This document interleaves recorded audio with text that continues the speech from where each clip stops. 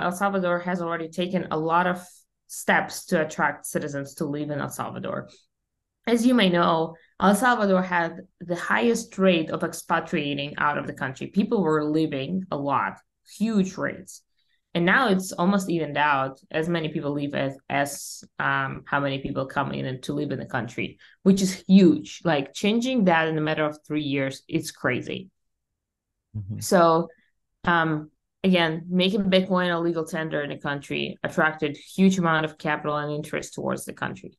Now there was a new bill showing that they're trying to lower taxes for corporate entities that are Yeah. working in the tech industry. That's Mhm. huge too. That's how you attract capital. That's how you attract talent that builds big things. So that's another one. And I just went along with this, like, how else can El Salvador bring more capital, bring more people into the country, and thrive? Citizenship by investment, it's so familiar to me that I saw an opportunity for El Salvador to just launch a very similar citizenship by investment program as the ones that are out there in the world.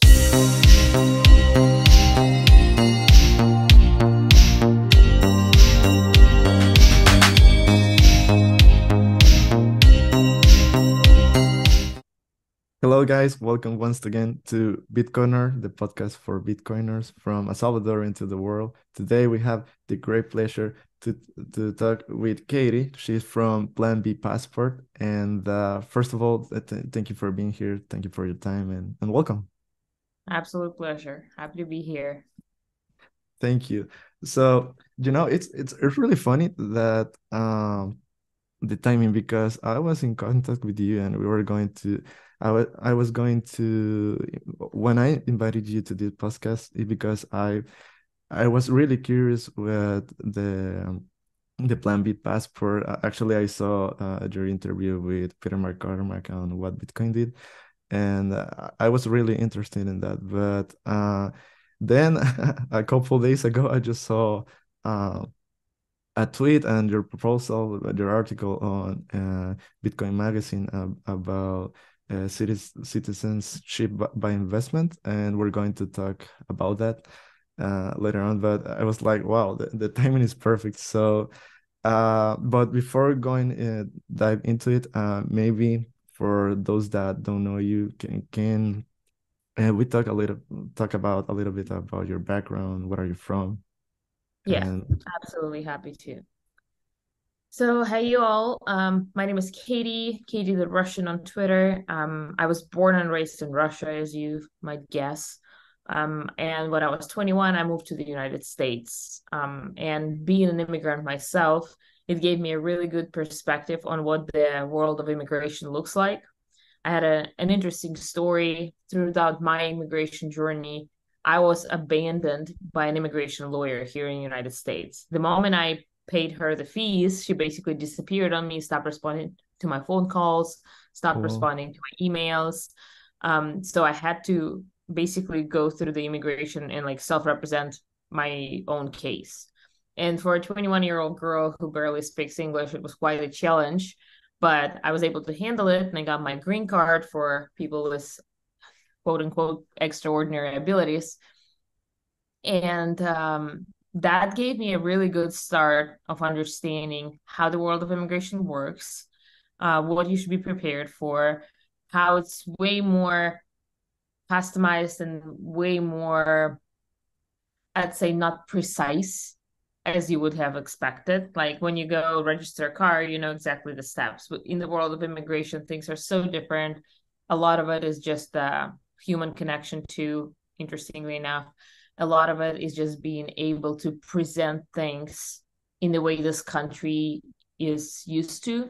So basically, this experience gave me a great start for the company that I currently own, and CEO of Plan B Passport. At Plan B Passport, we help Bitcoiners all over the world to obtain second citizenship or residencies for their benefits. Those two topics, basically Bitcoin and we call it flag theory, mhm. they go hand in hand really well because both of them are working towards increasing freedom of the individual, bringing the power back to the individual, And both of them are kind of in the frame of being the prepper. While it's not necessarily a prepper, like for me, but yeah, there's kind of like similarities in between. So I felt extremely aligned when I stumbled upon the concept of this flag theory because I was already a Bitcoiner, I was already a libertarian. And I was like, this is perfect. This is exactly what I should be doing. And yeah, 4 years ago, I started this business. We've been growing. I absolutely love what we do.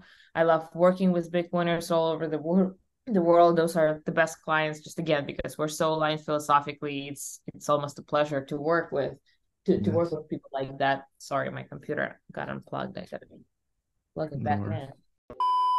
You mentioned a couple of times the flag theory, and so for people that don't know, actually, I first heard about it in the other podcast that you did with Peter McCormack, and actually, I think it's really interesting the concept. So, can you explain to people what is the flag theory? Yeah. The way the way I define flag theory is the way of limiting your dependency on any one particular state by stacking flags in jurisdictions that are beneficial for you in various ways. So, um, just to give you an example, a residency. Okay, let me give you a little prehistory.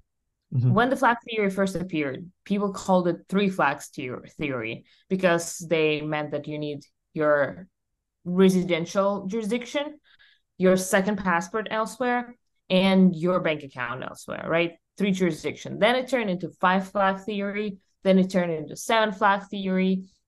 And the number of flags kept growing because you really try and centralize your assets. You basically try to place different important parts of your life in different jurisdictions. Again, for your benefits, for your protection, etc. I believe that with Bitcoin coming into play, the number of flags actually went down, and we should touch on it a little later. But again, just to give you a better example, you were born in one country, you hold this passport, and you actually live in the, or no, let's say you were just born there. It was a weak passport. You can't travel to Europe, you can't travel to the United States. You need visa everywhere. So you decide to obtain a stronger passport via investment. You go for Mhm. a Caribbean passport because it's 160 countries visa free or visa on arrival. So now you can travel freely. On top of it, you decide that, oh, this country is actually pretty cool. There's a good community, or it's better for work or something else. And you obtain residency through work, through skills, through investment. There are different ways. You obtain residency there. Now you realize that corporate taxes are pretty damn high in that jurisdiction. So you decide to incorporate your legal entity elsewhere where there's no corporate tax. So you did that. Now you're like, okay, the corporate tax are zero, but the banking relationships suck and I can't send wire transfer anywhere. I'm gonna go and open a bank account somewhere in Dubai. And just like that, you keep stacking flags in different jurisdictions for your own benefit to strategize your Mm. life, to protect your assets from the governments that are overreaching, over like hungry for power in different jurisdictions again. While living your life happily, it really takes a toll on people to being afraid of their government or being scared that they're going to come after your assets, and it's only a matter of time. And of course, Bitcoin completely solved the asset protection question, but still, there are jurisdictions that must be in place for you to operate properly, to operate comfortably with your business, with your income, live with your family. So that's the concept of flag theory. Okay. Oh wow, that's really interesting. Yeah. And okay, so I'm really curious about how you first discovered Bitcoin. How was your story? How was basically your rabbit hole journey? Yeah. So again, growing up in Russia really set me up for success in understanding Bitcoin, right?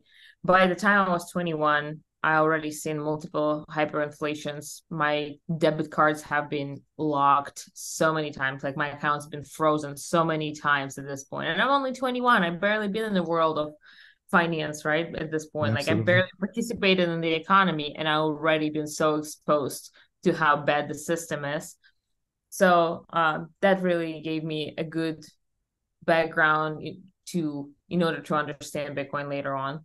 And then honestly, I was just in the right time in the right place. I helped a Russian girl in the United States when she needed help. And then later on, she was like, well, I'm actually a producer for a TV channel in Russia, and I have this mining firm that is coming to the US for a conference, and they need a translator. And at this Mm. point, I attended a couple of Bitcoin meetups. It was all over my head. I could not understand. Like, I was trying to figure out what that is because it sounded good. It was like something about freedom, which I already was interested in. So I go to this conference as a translator. And let me tell you, at this point, I'm learning English for 10 months Oh from God. scratch.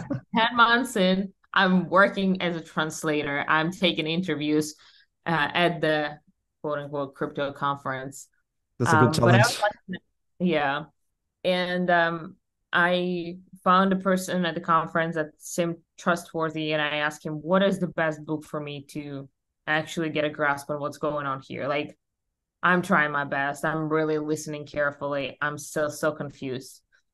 And he recommended me Mastering Bitcoin. Back then, it was, in my opinion, one of the best books. It was before the Bitcoin standard or anything.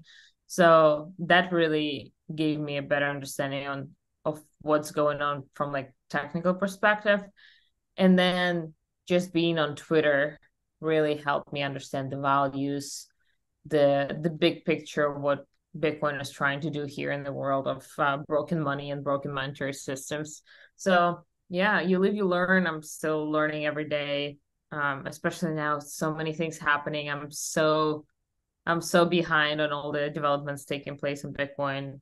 Last bear market, all I was doing is paying attention to Twitter and all the new changes. Now I'm a family woman, so I have a child, a business, a husband to take care of. So not that much into ordinals or noster, let me tell you that.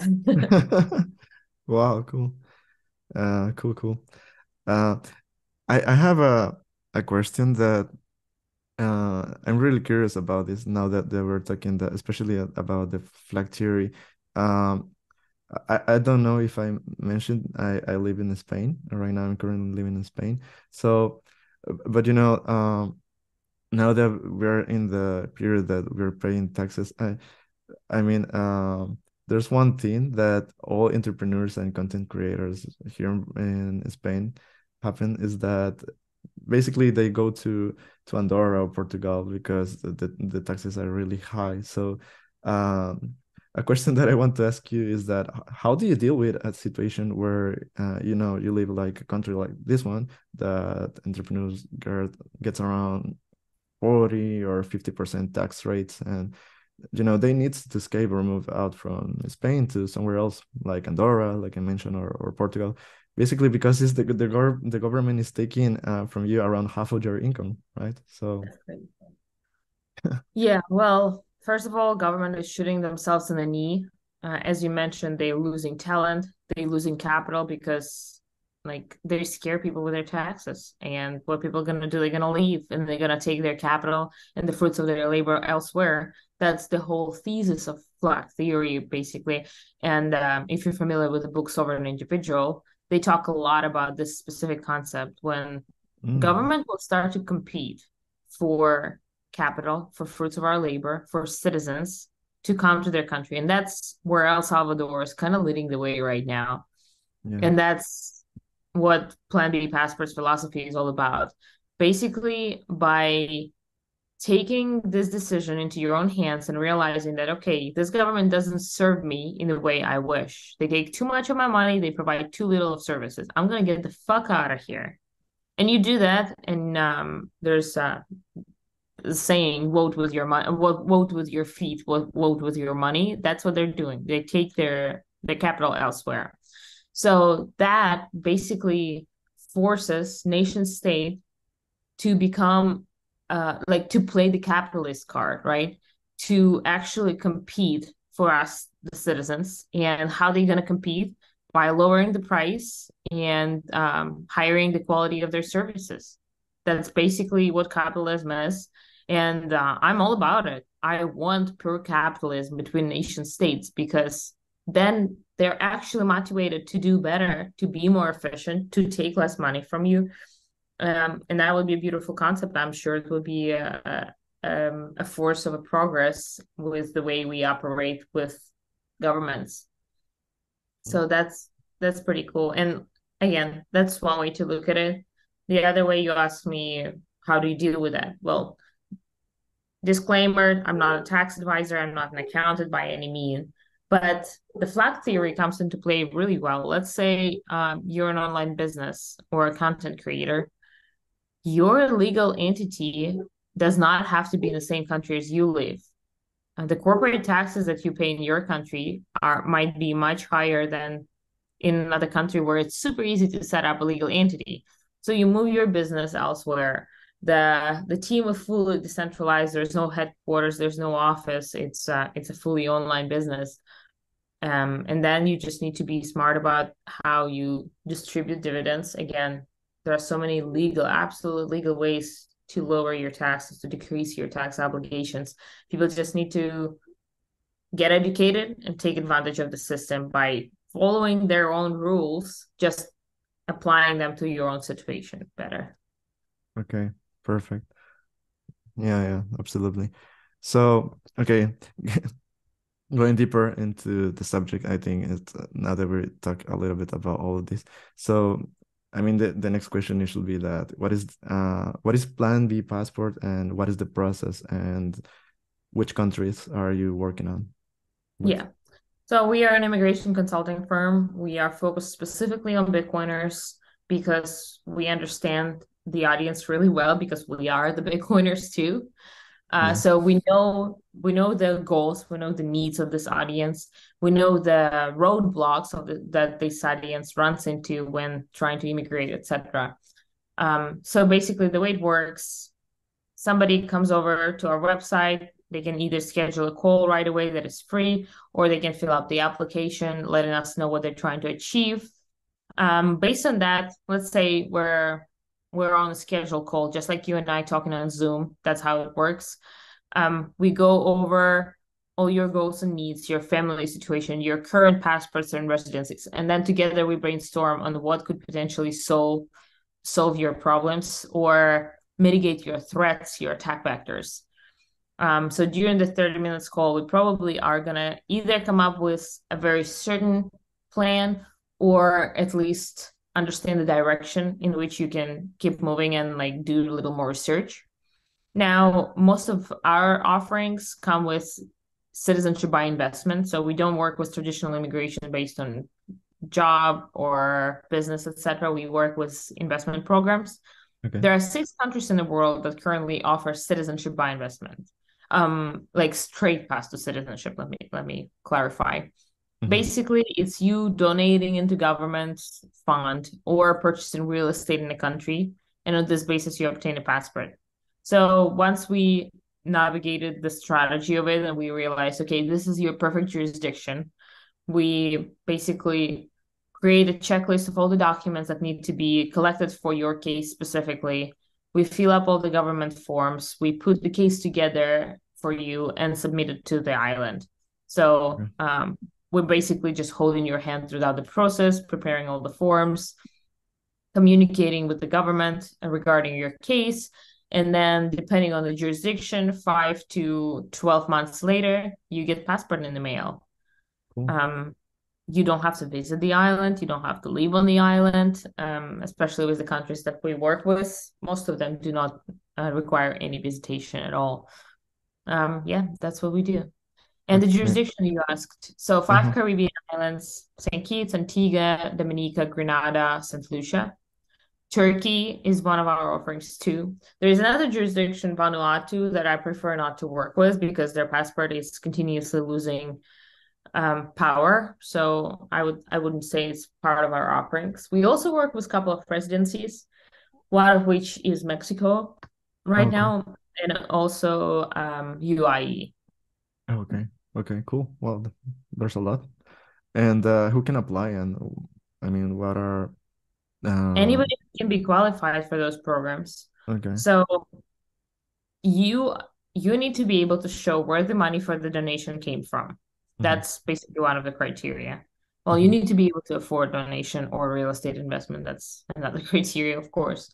You need Okay. to make sure that you don't have a criminal background that would prevent you from getting those passports, like DUI or like driving under influence. That would not be like that would be just fine with those programs. Some small misdemeanors would be fine, but hardcore criminal record would probably disqualify you from becoming a citizen.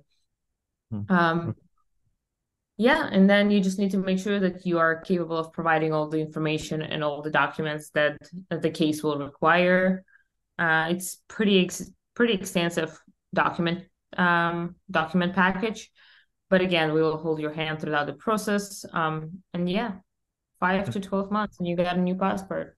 Okay. You mentioned well, what you were explaining at the beginning, what are some of the benefits, especially with explain the flag theory. But just to condense, what are the benefits of getting a second passport for people that they are already considering, all Bitcoiners that are listening? So, what are the Yeah, main the big one benefits? is of course a Plan B passport. An exit strategy would be another way to explain it, or insurance policy. Bitcoiners tend to not trust their governments. Absolutely. So, if you want to hedge against a potential scenario where the government comes after your Bitcoin, or there's a civil unrest in a country, or just some political bullshit going on, and you don't want to take a part of it, you can always get the fuck out with your Plan B passport. So, this Plan B passport is just a Plan B for you, hence Okay. the name of our company. Yep. Okay. Uh, and other reasons, the actual immigration, they're moving into the country where they want to have the passport from, visa-free access. As somebody coming from Latin America, you probably know that some passports are pretty weak. You can't travel anywhere. You can travel only Hmm. in Latin America, and that's about it. So Caribbean passports are pretty powerful, 160 countries visa-free. So that's great. Another reason, lowering the tax burden. That's a huge one too. Hmm. Yep, that's about it. Okay, cool. So, now speaking about your article, I loved your article that the one that you wrote in Bitcoin Magazine about the citizen is a proposal for citizenship by investment for El Salvador. Right now, it is residency are we? So I don't know if, well, before I ask you about what is your proposal, what is the difference between the residency by investment, I guess, Yep. and the other one?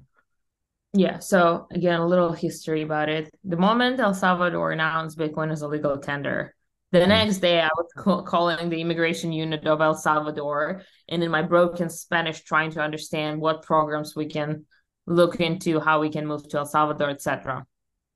And at the time, they never heard of Bitcoin still. It was so new. It was just an announcement about legal tender. It wasn't part of the actual law yet. So they were barely familiar with what I'm talking about. Then later on, when El Salvador came out with volcano bonds, at the very last straw in the table that we all seen on stage in El Salvador, there was 3 BTC residency.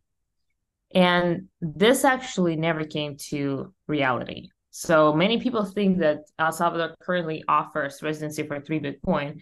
That's not the case. They Mm. announced it, they talked about it. This program was not currently implemented. Okay. There are other programs that Bitcoiners can utilize at the moment, such a digital nomad visa, basically proving that you work online, you make certain amount of money. It's like a traditional financial solvency visa that many countries in Latin America have. So if you can Mhm. prove that you make, I believe it's something like $3,500, maybe even less a month per Mhm. family. Sorry, too much talking. And Okay. that's how you get the residency down there. Oh, okay. Bitcoiners actually want passport, especially American Bitcoiners who want to get out of America and renounce their US citizenship.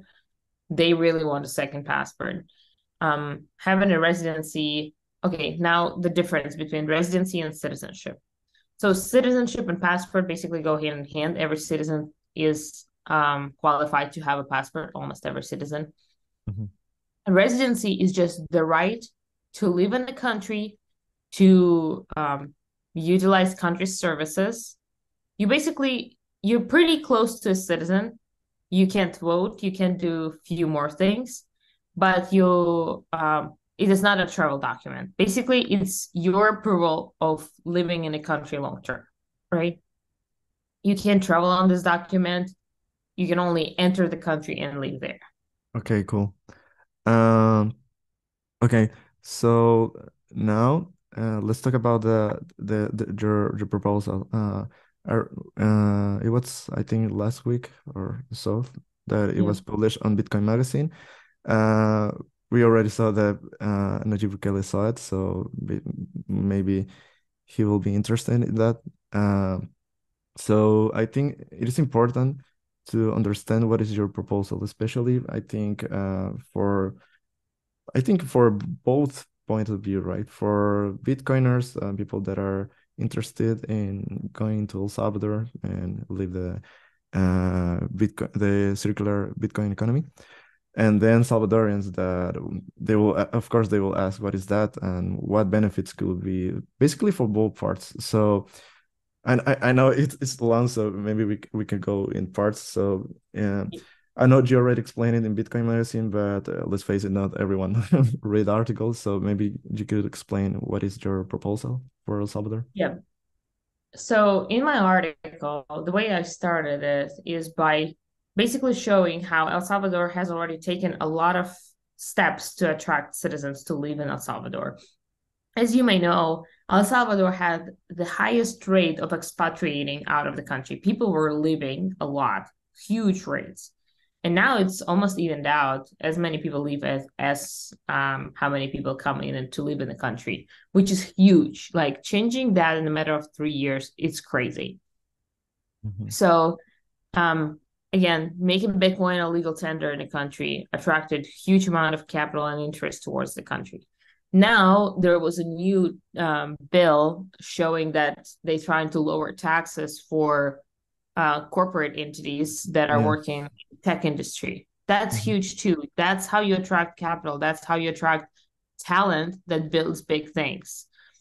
So that's another one. And I just went along with this, like, how else can El Salvador bring more capital, bring more people into the country, and thrive? Citizenship by investment, it's so familiar to me that I saw an opportunity for El Salvador to just launch a very similar citizenship by investment program as the ones that are out there in the world.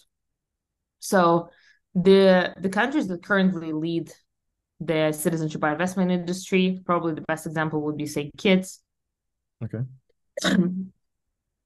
What are St. Kitts? And basically, I compared El Salvador's passport and the quality of life and everything to the passport of St. Kitts, their quality of life and everything that comes with citizenship by investment program, and tried to understand, can El Salvador compete with those Caribbean's program?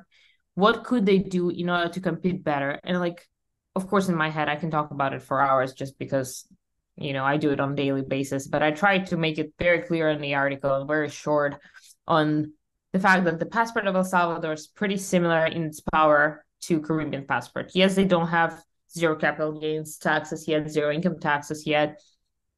But that's not always the reason people get those passports. So they just need to understand what they're willing to let go of or whatnot. And then I also mentioned what are the roadblocks that Bitcoiners run into when applying to citizenship by investment program. By the way, El Mhm. Salvador passport has almost as many countries visa free as St. Kitts passport. So travel wise, it's a pretty powerful passport, which is great.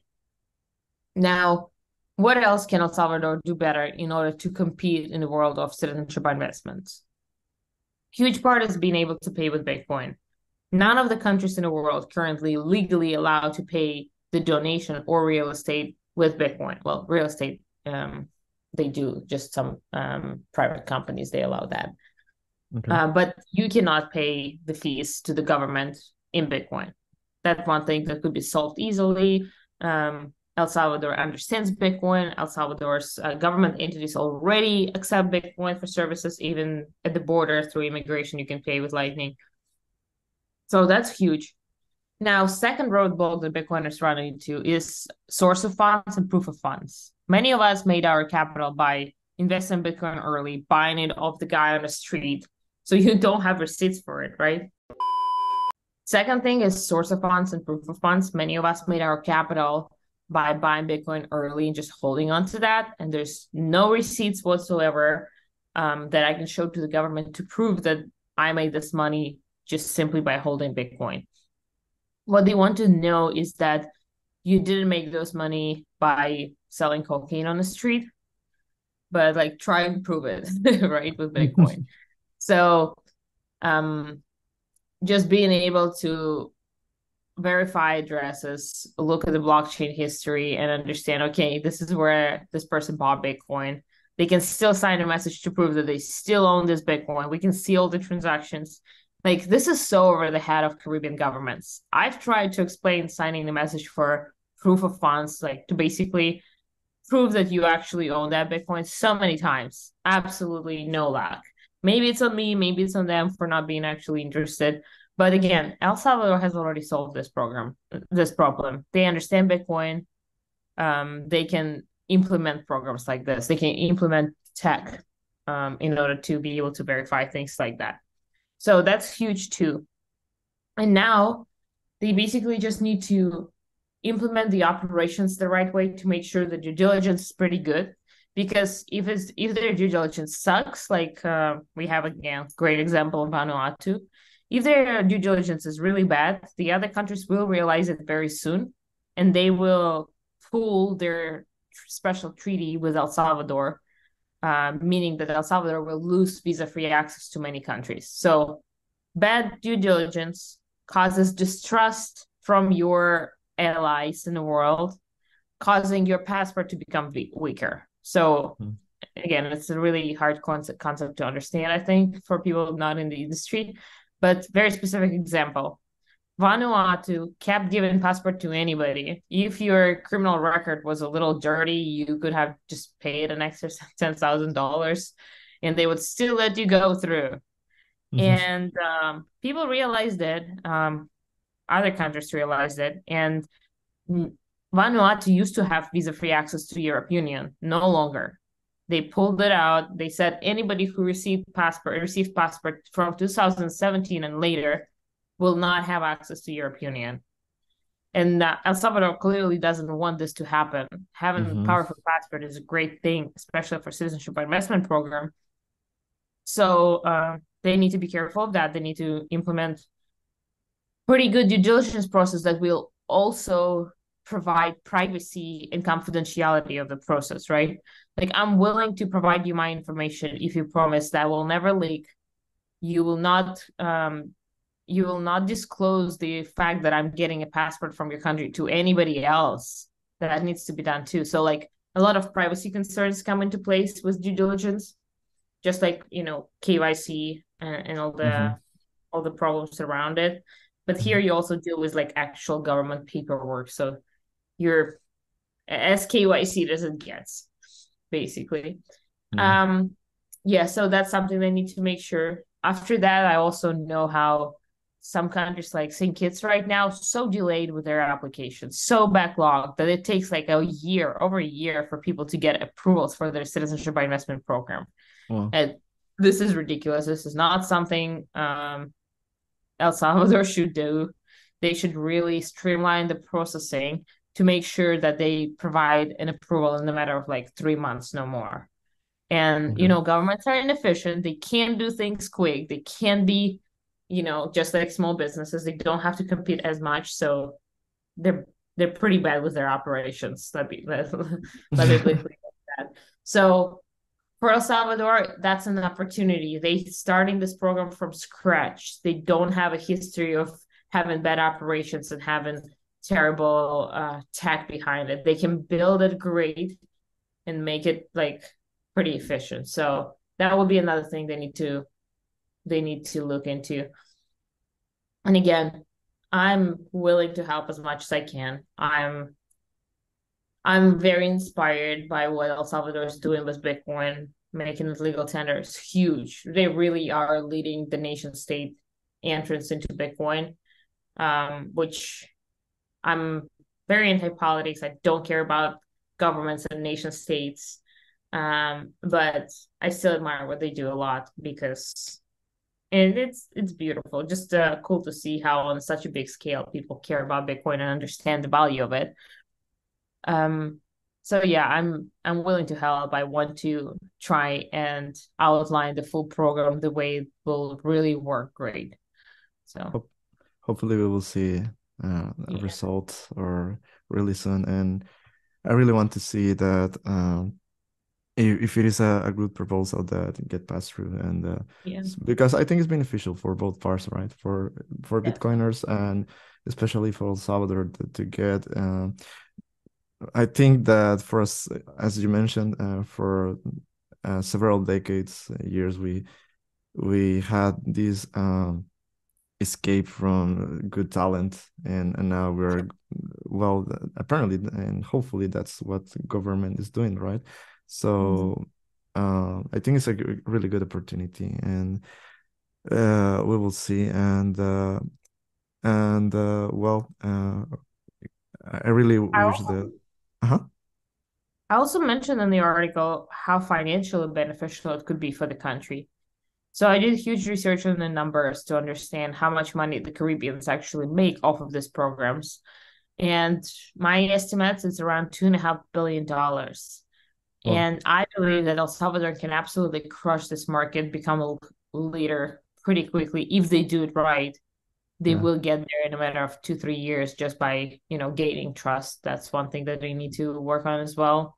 Gaining trust specifically for the program, not for the country. Mhm. And 2.5 billion is like over 7% of El Salvador's GDP. Like that's huge. One government policy that can bring in 7% GDP, like that's It's a lot. huge. Yeah, Yeah. absolutely. And that in just one sector, because then it's tourism and working and Yeah. so on. So maybe anything that you want to add, that I know an article is really limited because we we have just a couple characters to express our ideas, but this is a podcast, so maybe there is something that you didn't mention in the article and that you want to express here, or that Bitcoiners or Salvadorians need, or even the government, if Nayib Bukele, hopefully, watch this episode, that they need to know. I'm preparing another piece that is going to be much larger than that, really going in depth of every part of the operations of the Citizenship by Investment Program and how I see it for El Salvador specifically. Okay, So you'll definitely see it soon. I'm also currently planning my trip to El Salvador. Probably I'm going to end up there in the next couple of months. cool. And I absolutely love Latin America. I lived in Mexico for a year and a half myself. Oh, Uh, cool. so I'm pretty excited to go down there. You had to try Um, pupusas. I know we're talking about something else. You had to try no, them. street tacos were my dinner almost like at least 2, 3 times a week.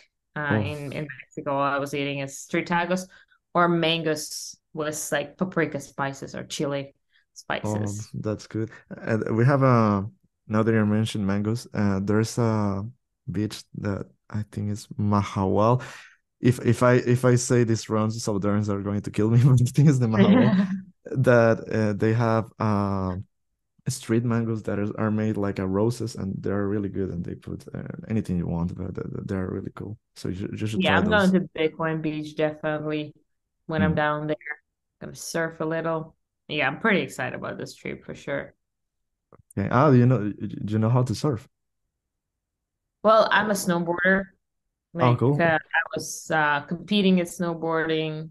I was an instructor. I also a wakeboarder, so I do a lot of wakeboarding these days because I'm in Texas. Not much Cool. snowboarding here. So I'm Mhm. pretty sure that I can get on a surf quite easily. I just need a little practice because I literally rode every board in the world except for surf. Okay, cool. Ah, you live in Texas, so I didn't prepare this question, but now that you mentioned that you're working that you live in Texas, did you read the article that New York Times published a couple of days ago? Oh no. Yeah. Okay, so it was about it was like the result of, they said, like a research about Bitcoin mining, and but it was totally wrong. Yeah. Yeah, yeah, So yeah, yeah. Okay, I understand what articles you're talking about. Yeah, uh, the CO2 from Bitcoin mining. Yeah. absolutely. Yeah. I So mean, that's the way I keep seeing how journalism is dead in a way, because we used to have great journalists trying to do research on precise topics that they're not necessarily good at to try and deliver it to the masses. But now we have internet where the industry leaders, industry experts themselves can publish those articles, go viral, actually bring it to the masses. And it's like, what's the point of journalism if there are actual experts writing about their own topic much better? And like, yeah, there's still really, really good people who write so much better than any expert can. But like New York Times, that's we're past that. We're so past that. yeah, actually I brought last week. No, yeah, last week it was the show, but I published this week. I brought Margot Pais, that in Twitter is Jean Urso, and Mm-hmm. we talk about this, and because, well, she explained really well about Bitcoin mining and how there are alternatives for Bitcoin mining, and even that it's not that bad for the environment. I think it's less than 1%. So I mean, the media is making a pretty not good. I don't want to say great job, but they are pushing to make all these misconception about Bitcoin, and they are all wrong, because it's really quick. Bitcoiner, we said, don't trust verified. So if you verify, guys, you will know that this is not true. Yes. And so, um, going back to what we were discussing about citizenship by investment, and uh, by the way, I'm really conscious about our time. I think we have like 10 minutes or so. Um, but also in the article, just suggests that El Salvador should take a cautious approach to using Bitcoin in this citizenship by investment program, and should ensure that proper regulations are in place, right? So, what do you think about what are specific regulations or safeguards do you think are necessary to ensure the safe and responsibility use of Bitcoin in this context? So you already know how many countries in the world got kind of unhappy with Bitcoin becoming a legal tender in El Hmm, Salvador. absolutely. Now, the it's almost great thing that El Salvador is a pretty small country because they may disregard like, oh, it's just El Salvador. It's a tiny country. It's not cool that they made it happen, but whatever. They're small, so it's like being small by mighty, but mighty. It's like people don't pay enough attention to you, so you have the opportunity of doing things that like a big country wouldn't be able to do. So and while you see how a lot of countries were still unhappy, like I think that the citizenship by investment program would make it even worse in many, many ways. Like Caribbean countries constantly have to come out with like official responses to make sure they're playing the right game with other jurisdictions in the world to make sure that they don't lose those relationships. I believe if the program is implemented right, no relationship will be hurt. Like, again, good due diligence, very clear requirements on who will not be accepted through the program based on some criminal background checks, etc. And again, I hate to say that honestly, because like, who are the judges? Half of the criminal records, I think, should not exist. Like, I don't know, smoking plant like that grows on the land, like whatever. What does government have to say about your body and what you do with that? I hate it. Yeah. But in order to keep a relationship between governments, they kind of have to play this game. So they need to very clear come out and say that those are the people that won't be able to go through our program because of that. And again, if they go through all the questions, all the right points that other countries care about, they will not lose any relationship. And that's what we want to see, of course. Okay. And okay, so I think people should think or will think about getting a second passport now, especially in current times that we see a lot of inflation and governments printing money, especially in the US. Well, here in Europe is kind of the same thing. So I think all over the world. So what advice will you give to individuals, Bitcoiners, whoever that are considering pursuing a second passport, and what factors should they consider before making this huge decision, right? Yeah. So first thing that I want to tell to all Bitcoiners and preppers and anarchists and this kind of type of freedom people is that make sure you don't make hating the government and trying to hedge against the government the goal of your life. This is not what life is about. Yes, we have great tools. Bitcoin is a great tool to live your life happier, more efficient, make things greater for you and your family. Same deal with second passport. Don't make second passport a goal. It's a tool in your freedom toolbox. So and like I see Bitcoiners going through cycles where it's like you're getting absolutely obsessed with Bitcoin and you see nothing in the world. You absolutely shut yourself down from anything else, all the opportunities that are still coming your way. And you think the only thing you can do is Bitcoin. So don't do that to yourself. Like life is absolutely beautiful with or without Bitcoin. It's much better with Bitcoin, but again, that's just a tool. So that's one thing that I want to say just in overall with all Bitcoiners. But another thing, specifically, if you want a second passport, if you realize that you don't trust your government, you want more security for your family, you want a plan B option, an exit strategy, there are so many different immigration options. Like again, I work specifically on citizenship by investment programs, and there are a lot of benefits that comes specifically with those programs. You don't have to visit the island, you don't have to live anywhere, you don't have to prove any specific skills, you don't have to be anybody, you just have to be able to purchase a passport, basically, right?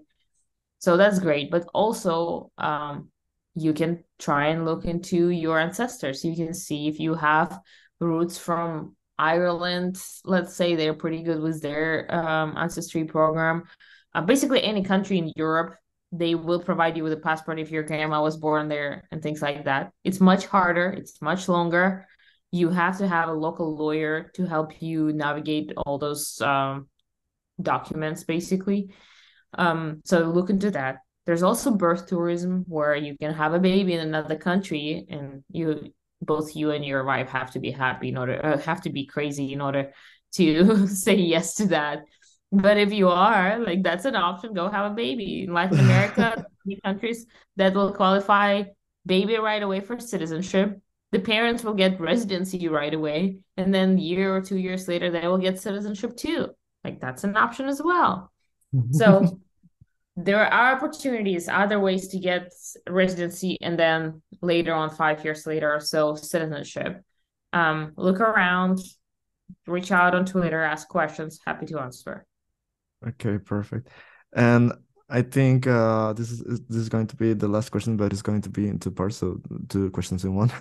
One is what are you currently working on besides everything that we discussed on El Salvador, the CBI, and your goals for this year, and especially where people can find you or stay up to date with your company and everything that you're doing. Absolutely. Well, Plan B passport is a huge part of my life, but even bigger part of my life is my family. I have a 1-year-old baby, and I hope to grow my family further from here. I hope to have at least 3 more kids, so that's something that is on my radars all the time. Congrats on your baby, by the way. I don't know if I Thanks. said it I'm was congrats. absolutely loving being a mother. It's one of the best thing in the world, and I honestly became such I became much worse of a Bitcoiner ever since I had. I used to, run a node, be up to date with everything that's going on in the development, participate in the community so much more. But now I'm so much more focused on my son, which Absolutely. that's I think that's the right way to set priorities for myself. Then also in August, we are hosting an event here in Austin, Texas called the Underground Citadel. And that's basically bringing together all the topics, all the rabbit holes that are philosophically aligned with Bitcoin. So we were talking about it's a fourth one, actually, fourth annual Underground Citadel. I've been running this event for 4 years now. So we talk about unschooling or alternative education for kids, alternative medical approach to your health. We're talking about printing guns on a 3D printer, growing food on your backyard, and things like that. Basically, all the things that bring back power to the individual. Yeah, that's going to be at the Underground Citadel. That sounds cool. theundergroundcitadel.com. You can check out more topics there. So pretty excited about that. Also, I'm going to be in Europe for about 3 weeks this June. I'm hoping to be in El Salvador for a week or so pretty soon as well. Yeah, excited. Cool, cool. And where can they find you? Oh, I'm gonna leave the Yeah. uh the things Yeah, the on. best way to reach out to me would be on Twitter. I'm Katie the Russian on Twitter. You can also reach out to me via email, katie@planbpassport.com, and check out our website. We have like application forms if you want to ask questions there. It's again, planbpassport.com. Perfect. Katie, and thank you so much for your time. Thank you for being here and explaining to us everything related to Plan B, Passport, CBI, and what you're working on, and even El Salvador. I hope that this passed through and it become way better for everyone, and it's because it's really beneficial and for Bitcoiners and everyone, and El Salvador also bringing back talent. So thank you for your Thank time. you. Thank you for being here. So, Thank you so much. guys, see you next week. Ciao.